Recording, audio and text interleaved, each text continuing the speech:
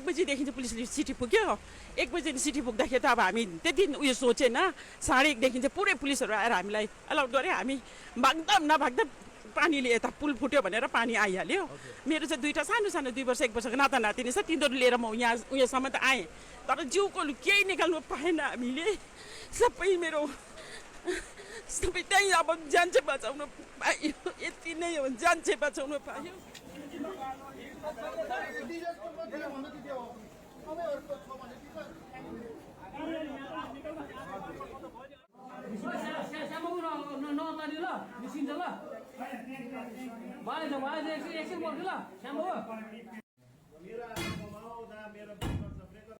नमस्ते सबैजनालाई है अन्त एकदम तपाईहरुलाई स्वागत छ फेरि मेरो नयाँ भिडियोमा र आज चाहिँ मेरो त्यस्तो भ्लगहरु केही पनि हुनेवाला छैन है अन्त त्यस्तो भिडियोहरु पनि के भने मैले चाहिँ आज किन भिडियो लिएर आएको छु भन्दाखेरि चाहिँ अब तपाईहरुलाई याद भएकै कुरा हो सिक्किममा चाहिँ अब हैन हिजो बेलुका अब फ्ल्यास फ्लड आएर चाहिँ अब धेरै क्षतिहरु पुर्यायो हैन अन्त त्यसकै बारेमा चाहिँ मैले भिडियो लिएर आएको छु अब तपाईहरु कति जनालाई त याद छैन हैन अब मेरो यो भिडियो हेरेर कतिजनाले याद पाउनुहुन्छ अन्त तपाईहरुले अब प्रेयर गरिदिनुहुन्छ भनेर चाहिँ म आशा राख्दछु है अन्त यो भिडियो चाहिँ किन लिएर आएको भन्दाखेरि चाहिँ अब धेरै मान्छेहरुलाई अब क्षति पुगेको छ कतिजनाले आफ्नो प्रपर्टी लस गरेको छ कतिजनाले आफ्नो लाइफ लस गरेको छ कतिजनाले आफ्नो रिलेटिभ्स आफ्नो शाखा सन्तान हैन अन्त त्यसकै लागि तपाईहरुलाई पनि एकदम म प्रे गरिदिनु भन्ने चाहन्छु अब सिक्किमको लागि हैन अन्त त्यही हो हामी चाहिँ अब सेफ नै छौं अन्त अब अलिक माथि हुनेहरु त सेफै छ तर पनि अब सिङताम भयो अन्त तल बर्दाङ साइडहरु भयो चाहिँ एकदम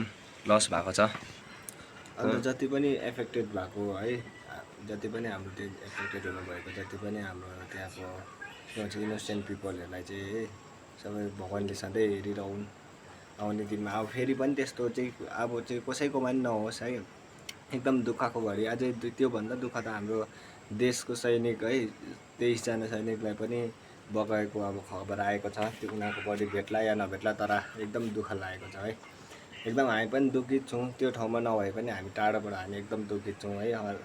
हामी अहिलेसम्म अब फोनमै हेरेर भए पनि बसिरहेको छौं फिजिकली आउन नसके नि अब भयो भने अहिले आउँला के हुन्छ कसरी हुन्छ है हेल्प चाहिँ हामी पनि गर्ने छौं तर अब त्यो जति पनि अहिले त्यो दुखित परिवारहरु छ पीडित परिवारलाई चाहिँ है भगवानले गॉड ब्लेस देम है विल प्रे है आउने दिनमा त्यस्तो नहोस् तपाईहरुको लागि छिटो प्रे पनि गर्नेछौं हामी सो है गाइस स्टे सेफ जति जना पनि अहिले हुनुहुन्छ स्टे सेफ त्यति नै छ मेरोबाट चाहिँ त्यो अन्त माथि चुङताङमा चाहिँ हाम्रो आईटीबीपी क्याम्प पनि अलिकति उयो भयो भन्ने सुनेको थिए है न्यूजमा अन्त त्यहाँ पनि एकदम अब चुङताङदेखि नै अब धेरै उयो लस हुँदै आएको छ नि त माथिदेखि नै अब फास्ट फ्ल्यास यो चाहिँ फ्ल्यास फ्लडले गर्दाखेरि भएको है माथि अब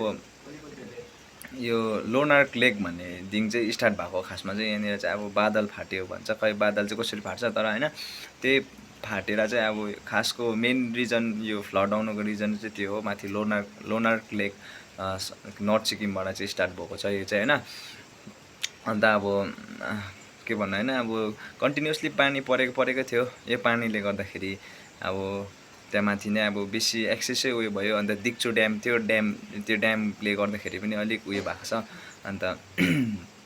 अब हामीले कसैलाई अब ह्युमन बिङ अब कसैलाई हैन आफ्नो गभर्नमेन्टलाई पनि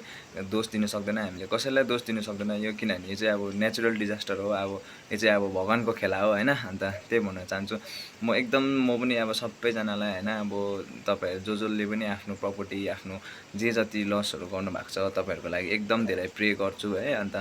म तपाईहरुलाई पनि भन्न चाहन्छु हाम्रो जो भ्युअर्सहरु हुनुहुन्छ तपाईहरुले पनि एकदम प्रे गरिदिनुस् होला सबैलाई अन्त एकदमै अब हैन मन भित्रबाट अब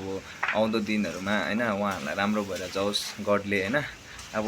नराम्रो होस् भनेर त कसले पनि सोच्दैन नि त अब सबैको राम्रै होस् भन्छ तर अब दिनहरु यस्तो आउँछ है तर अब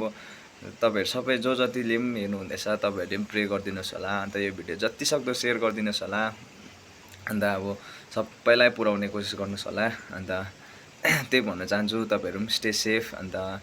स्टे स्ट्रङ है अब के भन्नु हैन त्यही छ सबैजनालाई अन्त आउँदो दिनहरुमा तपाईहरुलाई गडले हेरिरहोस् हैन अन्त तपाईहरुले पनि एकदम धेरै प्रे गरिदिनुस् होला उहाँहरुको लागि अन्त त्यही भन्न चाहन्छु सबैजनालाई स्टे सेफ स्टे स्ट्रङ त्यहाँबाट पानी पस्दाखेरि चाहिँ खोला बढेको छ